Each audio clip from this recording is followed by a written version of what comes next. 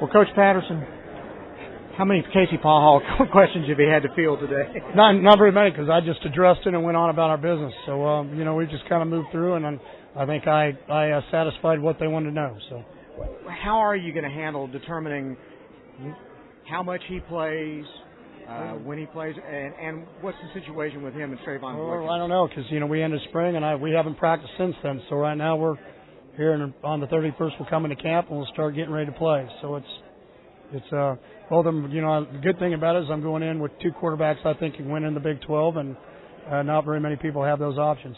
Do you anticipate both those guys playing against LSU?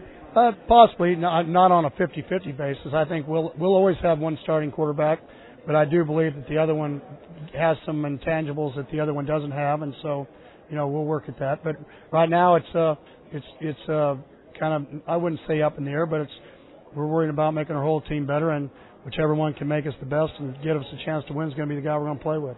How do you feel about your first year in the Big 12? Well, I felt good. I don't think there was a lot of surprises. We got tired at the end of the year, but we won some ball games on the road. I think the biggest surprise is how well our teams played. They showed a lot of toughness for a young football team, winning 4 out of 5 road games, which is hard to do. But everybody will come back. Everybody's going to get better, and so how do we get better as a program so we can win more? Do you feel like you had a championship defense if your offense could have put up a few more points for you last year? No, because we put up plenty of points.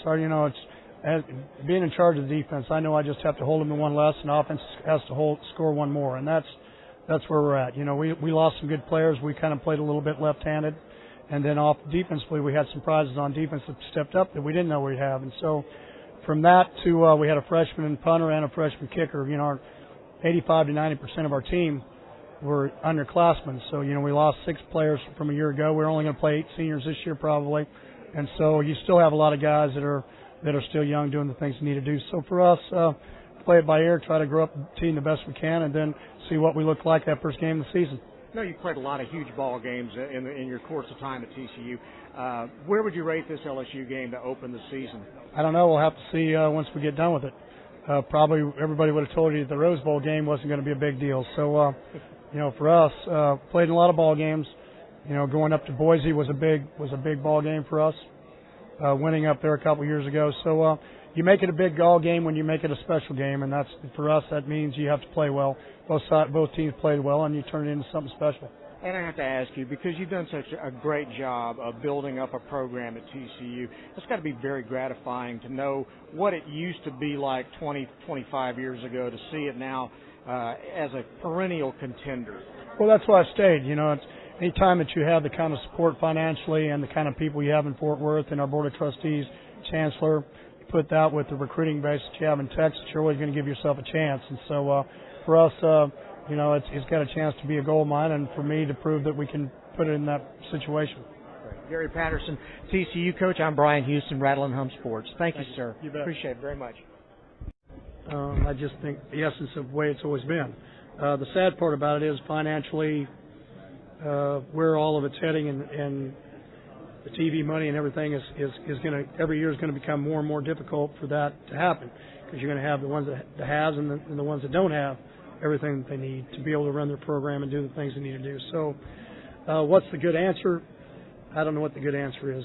Hopefully, it doesn't have to come anytime soon. But my pay scale doesn't go high enough to tell you that when that's going to happen, what would happen. But I would not be surprised if someday that happens.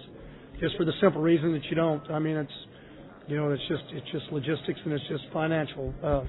He even mentioned that there would create a whole new set of haves and have-nots, that the schools that were traditionally winning, now there's going to be a group of them that are going to start to lose. Yeah, and I wouldn't use the field is reduced like that. Yeah, and I hate using the words have-not. I just, a long time ago we had that in college football, and so I think it's just you have your levels, but the goal is to be your national championship, whatever they throw you into, and so But I've sit on both sides of the street, and I've sit on that side of the street a lot longer than I've sit on this side of the street. And it's a hard thing, because I've always said that abuse leads to restriction. How much paying coaches, everything, everybody's got to have the newest facility, all of it. How do you keep up without doing it that way. There are going to be those who believe in it and those that don't believe in it. And how do you keep everything relative with with graduation rates and safety of kids and. But I would tell you this: I think there's a lot of people in our profession, from commissioners to ADs to coaches, that have all the right intentions, doing what we need to do to keep the game be as good as it can be. I think that's my objective, is as much as I can until I retire, that somebody that starts at 33 years old when I'm down here in the next 10 or 15 years at the TCU, where I'm a linebacker coach, head coach, is that a young guy still has a chance in this profession to come in and care about kids and coach them hard, and kids still have a chance to get a scholarship and get their degree paid for and play a great game of football. So, how we move forward. But here in the last 2 or 3 years, things sure have, and just like things have been moving awful fast. So there's a lot of people talking about what's going on and how things need to be. Coach, can you talk about the Kingsbury hire? He created quite the buzz in Lubbock. Obviously, you got that rivalry renewed. Well, yeah, everybody in the state. I think obviously you don't have a rivalry. My goal is to not be liked. I think that's what coaches like to do. But as far as Cliff's concerned, number one, you love it. Just like Spike and Dykes and I are very good friends, and have a guy that understands Lubbock and their fan base and the kind of kids that go there and what they're about is good for college football. Cliff brings a up-tempo, young guns approach to it, which is good for college football. And to put somebody in your league and add some excitement to it, I think makes all of us better. Not just Texas Tech, not just Lubbock and West Texas, but really all of us. So you got to move forward from that. You just described what knowing Lubbock is all about, but that's basically kind of the same thing that you came into with TCU. You've been able to win here at a place where a lot of people have not been able to. What is it that you knew that other folks didn't know? Well, I think a lot of people did know about TCU. It's just getting it all to have everybody have enough patience. I mean, after my first year as a head coach, we got beat by Northwest State, Louisiana. They were ready to get rid of Gary Patterson. They were ready to get rid of Gary Patterson in 2004. I think, the key is that they had patience financially. We started back in the university, started building facilities, and we got people to believe in us. And then you also had to win ball games. And I think all those combinations, but we were slow enough that they didn't feel like, we came in 1998 with Dennis Franchione, and now I've been here 16 years. In 2012, which was 14 years later, we finished the stadium, and 2 years before that, we went to a Rose Bowl. So it took you, and I think what people, in this day and age, the instant gratitude type situation is that when you get a guy like we were just talking about with Cliff that fits, a group, and like for me, a lot of what people don't understand is that, there are a lot of small town roots in Fort Worth, blue collar roots, along with, 3 of the best museums in the world, along with downtown, Bass Hall. You have arts, you have classical, and then you have Cowtown. And the thing that people always said about Fort Worth and TCU was this: no matter what assistant coach had ever coached there, when he left, said he always listed TCU as one of the top 2 schools that he ever coached at because of the people. And that's one of the reasons why I've stayed, because of the people in Fort Worth and the way they've treated us, the way they've supported us. Fort Worth and TCU were not together when we came 16 years ago, and now they are. And now we've tried to expand it to the Metroplex and to the state of Texas, just like any other university here should, just because you want the whole state to be proud of you and do the things you need to do, and that's what we're trying to get done now. It's a lot of people are excited because we're back in the Big 12. Well, I'm telling people that the work's just started. This wasn't, we got back here, but it's not, we don't want to be like we were in the old Southwest Conference, where every 5, 6, 7 years where you have a very highly successful team. We want to build a foundation that we're always one of those teams every 2 or 3 years. And when you do that, and that means a lot of hard work. So to me, the hard work and all the vision that we have, because if you wouldn't have the vision to build the stadium, if you wouldn't have the vision to add, to do all the things we've done financially to get, or so, when the ask to get a chance to be in the Big 12 probably wouldn't have happened, because they said, well, TCU's not trying to move forward and they don't add anything to it. But because of winning the Rose Bowl, new stadium, the vision of the university's board of trustees and chancellor and everybody else. All that stuff came to fruition. So we sit here now, and now I feel like we're sitting on a plateau, and the mountain's still a lot higher, and now we need to start climbing again, and that's what we started doing last season, and that's what we're going to work towards now going into this one. How has your defensive scheme evolved over the years, over the decades? Oh, yeah. Well, 2004, they said, well, everybody caught up with us.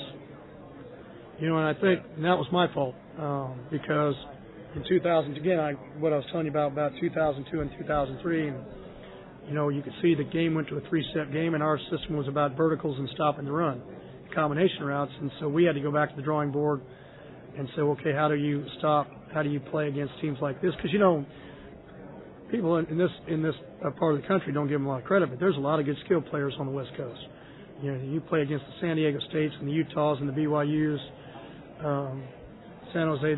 They always had a great skilled player that could play for anybody.